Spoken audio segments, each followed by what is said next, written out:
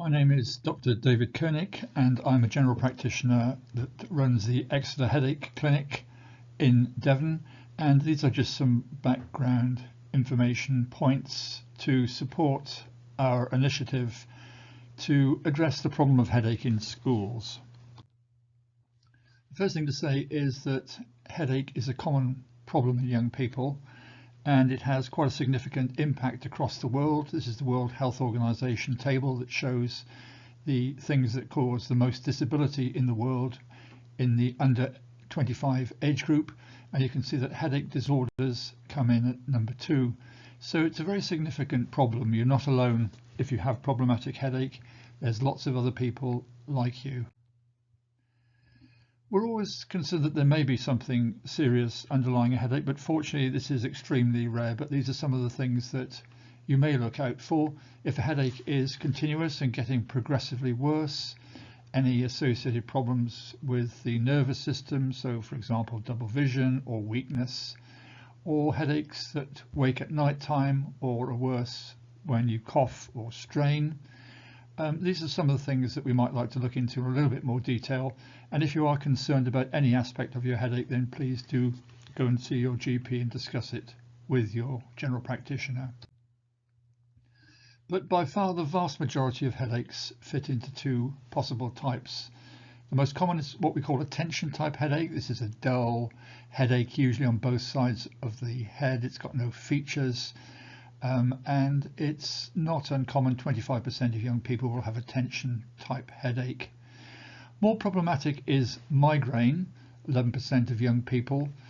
This lasts anything between 1 and 72 hours, and in some people you can get what's called an aura, usually a visual aura. This is a neurological disturbance, flashing lights or zigzag lines in front of the vision, which can be quite frightening. This lasts usually about up to an hour before the headache comes on. And in addition to the headache, you'll have other features such as sickness, light, sound, or touch sensitivity. And usually there's a family history of migraine. Migraine has a genetic disposition. So let's just go through the phases of migraine very quickly. In a lot of people, they get a warning, what we call a prodrome. Then 10 to 20% of people will get this aura that precedes the headache. Then the headache phase builds up, anything up to 1 hour to 3 days. And then finally, what we call a hangover. In some people, they feel fatigued. Some people feel quite elated. So migraine is a headache that has features with it. What things can make headache worse, both tension type and migraine? Well, these are some of the important things in young people, particularly skipping meals or not drinking regularly throughout the day. People with migraine don't like changes in their environment, so it's important to keep things as constant as possible. Anxiety and low mood, a lot of mental health issues can cause headache to get worse. School pressures, other issues at school, poor sleep, all these things are interacting to make both migraine and tension type headache worse. In migraine, there are 2 additional factors. There is a genetic disposition. The brain is more sensitive to these problems. And in females, fluctuating hormones also can cause migraine problems. So the person with migraine doesn't like changes in things, so it's important to keep things as constant as possible. So these are some of the things you can do. Eat and drink regularly, small, frequent meals during the day. Don't skip meals, probably more importantly. Regular hydration during the day is important. Regular sleep patterns, go to bed and get up at the same time. Try and avoid too much screen time, particularly around the hour before you go to bed. Try and identify any triggers. Sometimes a headache diary can be useful.